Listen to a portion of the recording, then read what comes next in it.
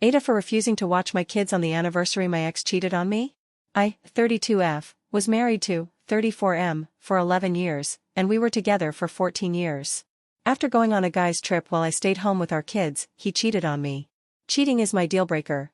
Despite wanting an amicable divorce, my ex did a series of malicious things during our breakup that made everything more difficult, including committing a felony against me. I didn't press charges, which resulted in him losing his employment. Just for context on the state of our relationship. My ex wants to go on a trip to celebrate his 2-year anniversary, which is also the time he cheated on me. He does not have a support system, so he wants me to watch the kids on those days. I told him no, and I explained last year when he asked me that it's disrespectful to even ask. He feels like I should get over it, but to me I feel like I value myself too much to do so. I figure this will be an annual thing. AITAH? Edit for info, I am with my kids 5/7 days a week.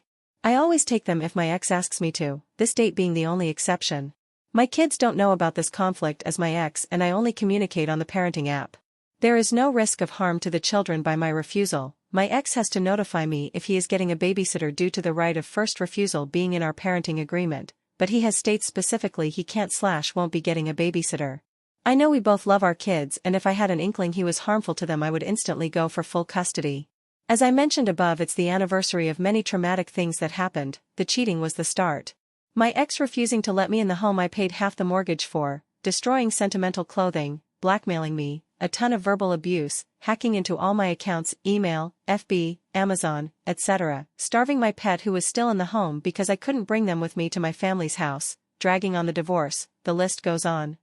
I have no interest in pressing charges for the felony my ex did, mentioned in the comments. I just feel like it would indirectly negatively impact my kids. My ex already struggles to provide for the kids financially, and the recording is only available through a FOIA request with both our permission needed to access it. Honestly, it's just me talking about feeling defeated and being upset with his recent action, so it makes him look worse, especially given the context. Edit the felony he committed. He lost his job. In our state you need two-party consent to record a phone call. He told me he recorded a phone call of me. I was upset on the phone call because he destroyed a bunch of my dresses, and then tried to blackmail me into signing a parental agreement. It was a non-violent offense. Edit 2. He was a police officer, now he's a corrections officer.